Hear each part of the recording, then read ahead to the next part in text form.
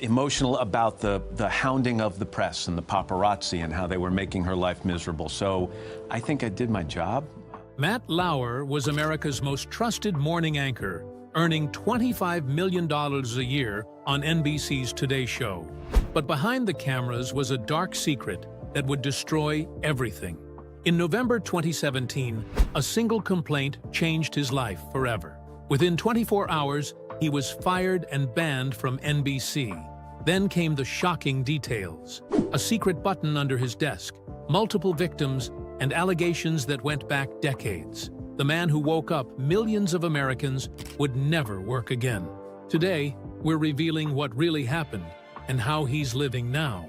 Matt Lauer was born on December 30th, 1957, right in the heart of New York City. His background was far from ordinary. His father, J. Robert Lauer, worked as an executive at a bicycle company and came from Romanian Jewish roots. His mother, Marilyn Colmer, had been a model and ran her own boutique. Matt was raised between two very different worlds. One was shaped by immigrant values and work ethic. The other was all about image, style, and public presence. These early influences stayed with him. They helped him become adaptable, polished, and aware of how the world sees you. Important skills for someone who would later speak to millions on live television. Matt wasn't the first in his family to step into the spotlight. His grandfather, Art Gentry, had been a professional singer. He wasn't a household name, but he performed during the golden age of music, and young Matt was often there, watching. Seeing his grandfather command a stage made a deep impression. It wasn't just entertainment. It was about how to connect with an audience. Matt absorbed everything. He learned how to carry himself, how to stay composed, and how to speak in a way that made people listen.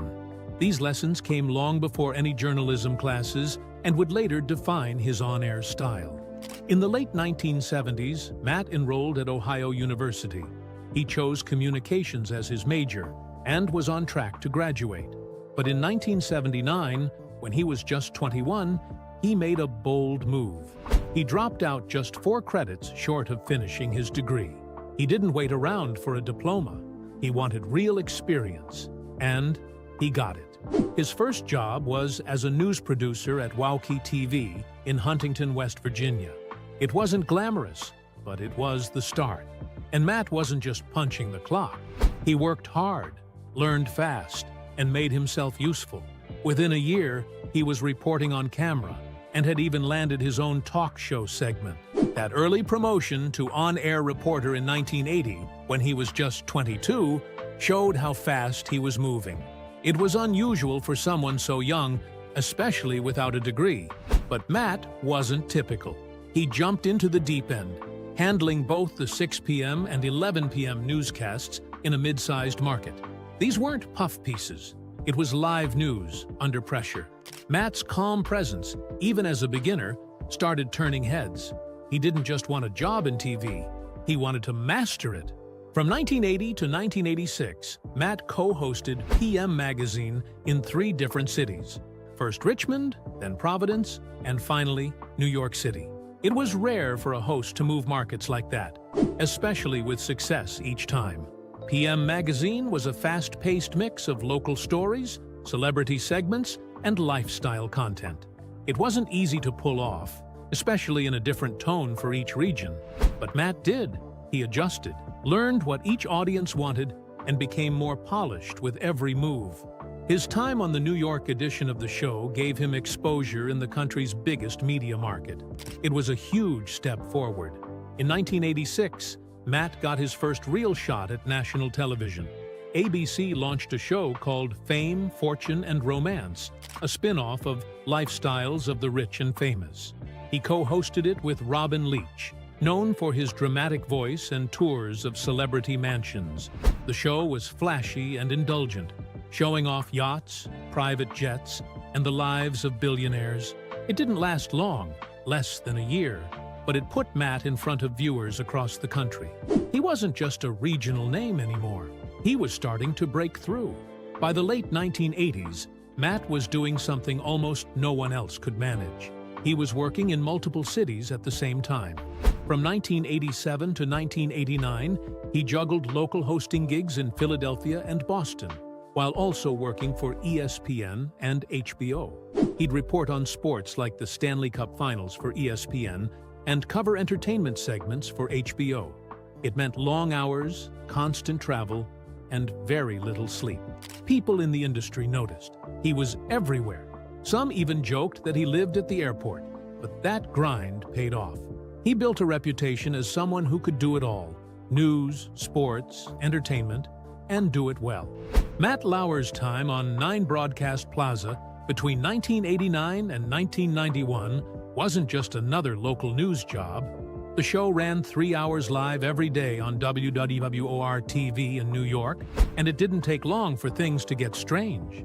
Producers started bringing in more wild and controversial guests, trying to ride the wave of early 90s shock TV culture. Lauer didn't like the direction. He clashed with the producers often and even refused to read live ads for a Dial-A-Mattress sponsor, which was rare for someone still building a name. His time there ended abruptly, and when he quit, people like Weird Al Yankovic and Howard Stern briefly took over hosting. That same show later transformed into The Richard Bey Show, which became infamous for things like lie detector tests and Miss Big Butt contests. It went off the rails, but Lauer had already walked away. By 1992, he was almost out of money. He had no regular TV job and was close to bouncing a rent check. Then WNBC TV gave him a lifeline. He was hired to co-anchor Today in New York with Jane Hansen. The show aired early in the morning, but it was enough to get him back on his feet. Just a year later, he was promoted to co-anchor Live at 5, one of the station's prime evening spots. He worked both shows for a while, sometimes appearing on 3 different NBC programs in the same day. The long hours paid off. He gained a reputation for being smooth, dependable, and surprisingly warm for a newsman. His energy stood out. He brought a human touch to stiff formats and made connections with NBC executives. Those early WNBC years helped him get noticed on a national level. Between 1992 and 1997, Lauer became the guy NBC could call for anything. He filled in on Weekend Today, NBC News at sunrise, and even NBC Nightly News when Tom Brokaw was away. His schedule was brutal. He'd be doing weather at dawn, midday news by lunch, and prime news at night. It didn't matter. He kept showing up and doing it well. Within NBC, his name became synonymous with reliability. People noticed his ability to jump into any role without flinching. He wasn't flashy, but he was versatile and consistent. Those years built trust with top executives. That trust led to a turning point in January 1994, when he was named full-time news anchor for the Today Show. From that point, his rise was fast and steady. Even with his growing fame, there was one thing Lauer hadn't finished: his college degree. He had left Ohio University almost 20 years earlier, just 4 credits short. In 1997, at the age of 39, he finally went back. The university's president invited him not only to finish his degree, but also to give the commencement speech. Instead of taking traditional classes, Lauer wrote a paper about how his television career related to what he had studied. That summer, he walked across the stage with the class of 1997, nearly 2 decades after his peers. For him, it wasn't just symbolic, it was something personal. He later said that moment gave him more pride than many of his career achievements. 2 years later, in 1999, Ohio University's Alumni Association awarded him the Medal of Merit in recognition of his work and the inspiration he gave to other late finishers. Matt Lauer's story at NBC began on June 13, 1994, when he officially stepped into the role of news anchor for the Today Show. The show was struggling at the time, losing viewers to Good Morning America. NBC needed a change, and Lauer's presence was exactly that. He wasn't stiff like most network anchors. He had a warmth that made people feel like he belonged in their living room. Within 3 years, he helped turn the tide. Viewers started coming back. He mixed hard news with celebrity interviews in a way that felt new and natural. NBC quickly noticed. They had him fill in for big names like Bryant Gumbel and Tom Brokaw. That kind of trust wasn't usually given to someone so new, but Lauer proved he could handle it. By the time he became co-anchor, his Q rating had soared. He wasn't just popular. He was one of the most bankable names NBC had. In those early years, Lauer built strong relationships with his co-hosts, but it wasn't always easy. Working with veterans like Bryant Gumbel meant learning how to share space on camera and off. Gumbel was known to be controlling. He liked to start the show, lead the big segments, and keep things in his hands. Lauer, who was younger by 9 years, didn't fight it head-on. Instead, he used humor and charm to win people over. With Katie Couric, it was different. Their connection came naturally. Couric later admitted she'd had a crush on Lauer back when he was doing local news. On screen, their chemistry lit up the mornings. They joked, teased, and even finished each other's sentences. It felt like a flirtation, but viewers loved it. The way they played off each other made the show feel fresh. That bond helped make today feel less like a news broadcast and more like a morning ritual. Lauer didn't just handle the soft stuff. His skills really showed during major news events. Before becoming co-anchor, he was already reporting on big national and global stories. NBC trusted him with live coverage when it mattered most. One of his early challenges came during the Oklahoma City bombing in April 1995. It was a moment when the usual light tone of the show had to change. Lauer was part of that shift. He helped deliver tough news with a calm presence. That moment gave viewers a sense of stability during a tragedy. He also covered the O.J. Simpson trial, walking a fine line between serious reporting and accessibility for morning viewers. These experiences showed that Lauer wasn't just there for small talk. He was building a reputation as someone you could count on when the world felt uncertain. On January 6, 1997, Lauer was promoted to co-anchor. It was a big step. He was taking over from Bryant Gumbel, a major figure in the industry. The pressure was high. Everyone was watching that first week, waiting to see if he could handle it. He didn't just survive it, he thrived. The ratings that week were the second highest in the show's history up to that point. Audiences responded not just to the news, but to the feeling Lauer and Couric gave off together. Around NBC, he was called the hunk next door. But it wasn't just about his looks. He was sharp, quick on his feet, and knew how to steer an interview. Over the next 20 years, he became the face of the show. He interviewed presidents, celebrities, and people caught in the middle of world-changing events. His time on Today shaped what morning TV would look like for a generation. At the same time, Matt took on more serious roles too. In 1997, he became a contributing anchor for Dateline NBC. That position lasted 20 years and pushed him into the world of investigative reporting. He didn't just cover light-hearted stories. He reported on mysteries, cultural issues, and long-form documentaries.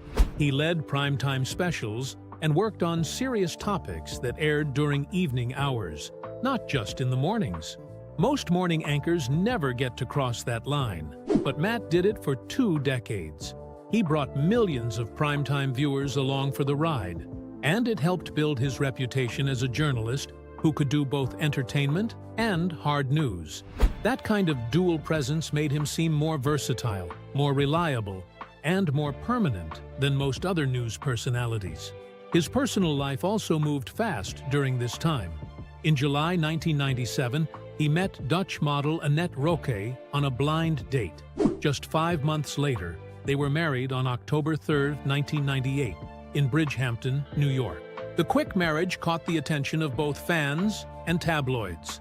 Annette, who was known in the modeling world as Jade, was just 22 and already successful in Paris and New York. She had modeled for Victoria's Secret and J. Crew and brought her own touch of international elegance to the relationship. Matt later admitted he didn't feel an instant connection on their first date. It took about 2 months for them to even kiss. But when they moved forward, they moved fast. Their marriage became a media sensation. especially because it paired one of America's most visible television personalities with a European fashion model. They would eventually have 3 children together, but their relationship faced serious struggles behind the scenes. Their first child, Jack Matthew, was born on June 26, 2001. Their daughter, Romy, followed in October 2003, and their youngest, Tiz, arrived in November 2006. On the surface, it looked like a perfect family. Matt talked about loving the quiet moments, family dinners, milestones, and raising kids together. Those little things seemed to matter more than the spotlight, but the pressure from his career and the constant attention they received wore down the foundation of their home life. Even though they often attended public events together, like their children's horseback riding competitions and school graduations, things were not always as calm as they appeared. In 2006, while pregnant with Tiz, Annette filed for divorce. The filing was deeply shocking. According to reports, she accused Matt of mental abuse, emotional distress, humiliation, and controlling behavior. She said he had extreme anger and hostility, and even tried to control the tiniest decisions in their lives. It painted a picture far different from what viewers believed they saw on screen. The timing made the whole situation even more painful. They were expecting their 3rd child, living in the Hamptons, and presenting themselves as a strong family. But the reality was breaking apart. The divorce petition was a wake-up call, not just for their inner circle, but for the wider public who had seen them as an ideal couple. What came next surprised everyone. Just a few weeks after filing, Annette withdrew the divorce petition. They decided to try counseling and work things out. Many people thought the split was inevitable, especially after such serious allegations. But Matt and Annette seemed to agree that their kids deserved a second chance at family life. For the next 10 years, they stayed together publicly. They continued showing up together at events and tried to give their children a sense of normalcy. But the emotional effort behind the scenes was heavy. Friends later said that while they looked like a couple, they were often living very separate lives.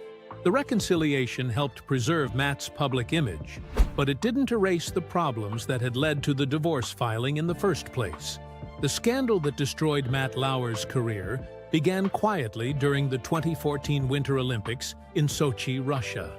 At the time, he was one of the most trusted faces on American television, earning $20 million a year as the lead anchor of NBC's Today Show.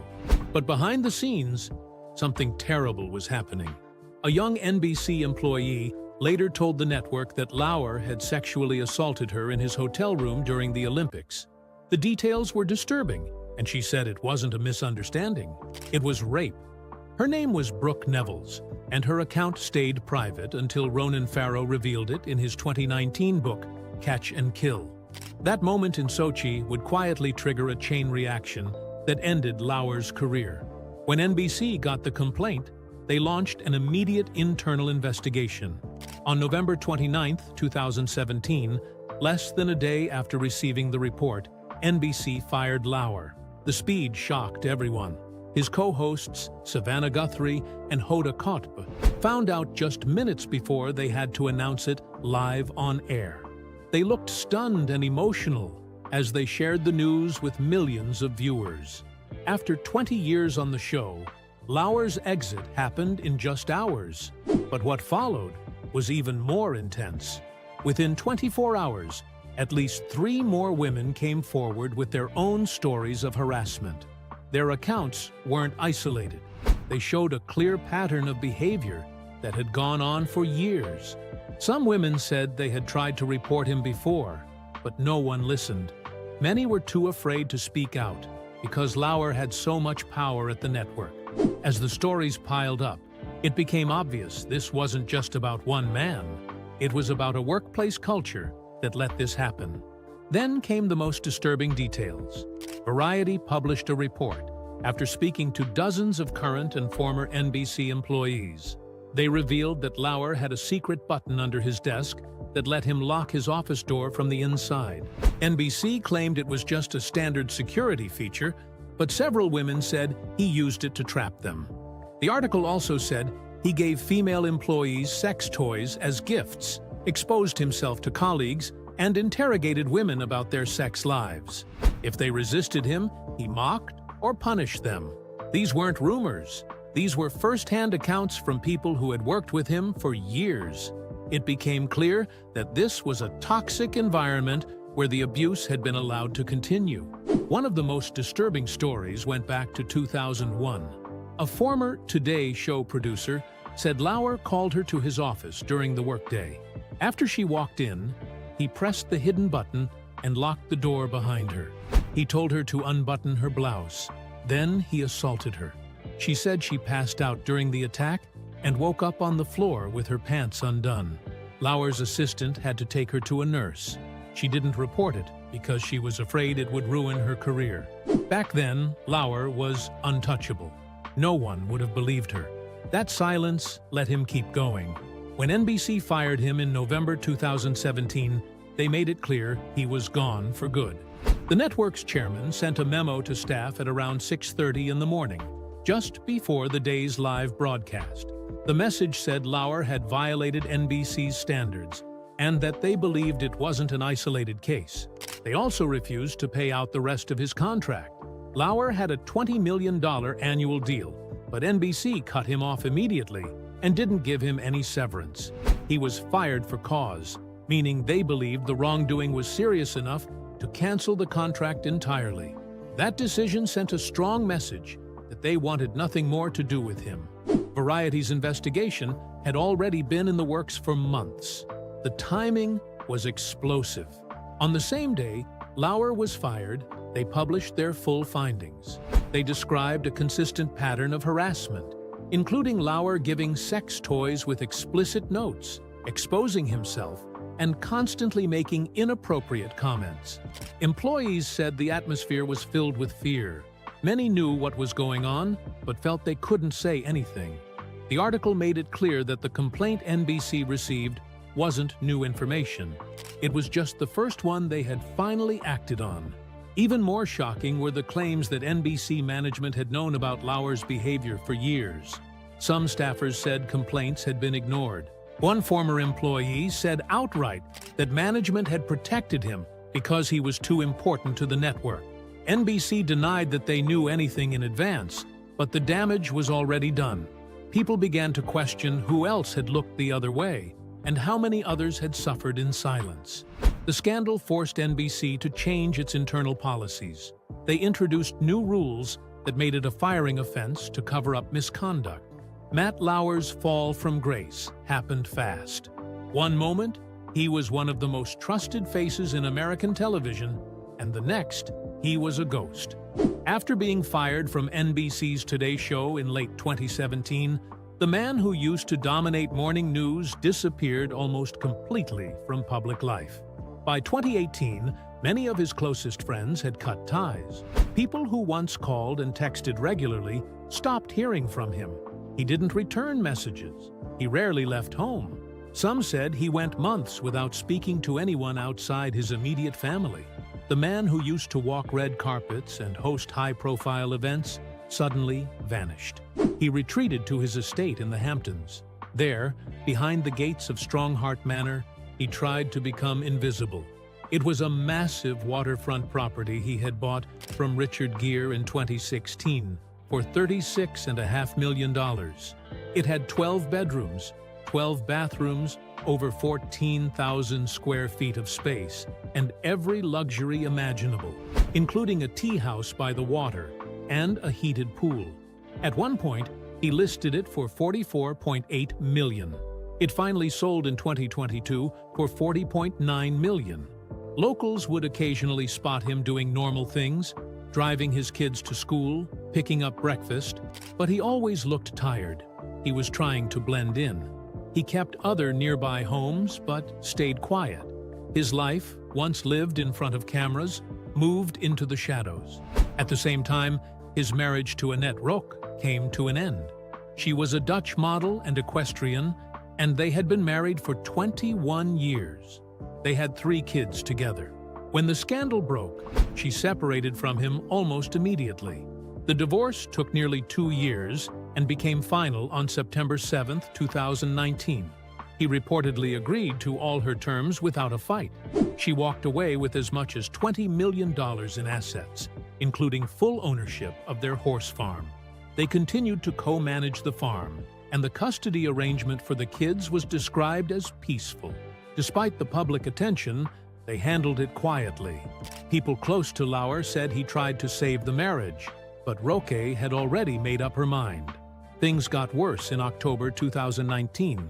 That's when journalist Ronan Farrow published Catch and Kill, a book that included serious allegations against Lauer. It described an alleged rape of former NBC producer Brooke Neville's during the 2014 Sochi Olympics. Lauer denied it, insisting the relationship had been consensual. But the book went deeper than just one story. It painted a picture of a network that had protected Lauer for years. It described a culture of silence at NBC, where complaints were buried and powerful people looked the other way. The public was stunned. The news exploded again. Lauer wasn't just a disgraced anchor anymore. He was now a central figure in a larger reckoning about abuse and power in media. In 2020, Lauer finally responded. After 2 years of silence, he wrote a long, open letter. He denied the allegations from Neville's, saying the relationship had been inappropriate, but not criminal. He accused Ronan Farrow of sloppy journalism, claiming the book ignored facts and failed to present his side fairly. He said the media was more interested in sensationalism than truth. He admitted he had made mistakes, but also criticized how the public and press had treated him. The letter was detailed and emotional, but it didn't change much. Most people saw it as a weak attempt to save his reputation. Farrow stood by his reporting. The damage had already been done. As of 2025, Lauer is still living in the Hamptons. He also spends time in New Zealand. His net worth, despite everything, remains high, around $80 million. At the height of his career, he had earned up to $25 million a year from NBC. Even after paying out a huge divorce settlement, he's still financially secure. He hasn't returned to television or launched any new projects, and he doesn't need to. He keeps a low profile, enjoying a quiet life of luxury without the attention he once craved. In his personal life, something unexpected happened. In 2019, not long after his divorce, he began dating Shaman Abbas, a longtime friend and luxury brand executive. They had known each other for about 20 years before the romance started. Despite intense interest from the media, they've kept things private. They travel together, attend events occasionally, and split their time between New York and the Hamptons. Abbas is described by friends as deeply supportive. Their relationship has lasted more than 5 years now. They avoid the spotlight and seem content, living a life far removed from Lauer's old one. By 2024, something else shifted. Lauer started reconnecting with old friends. After years of isolation, he began reaching out, sending messages, and making calls. People close to him say he seemed more relaxed. He was spending more time with his children and had found a rhythm in his new life. There were no signs of a comeback, no signs of regret either. Just a man trying to move forward, away from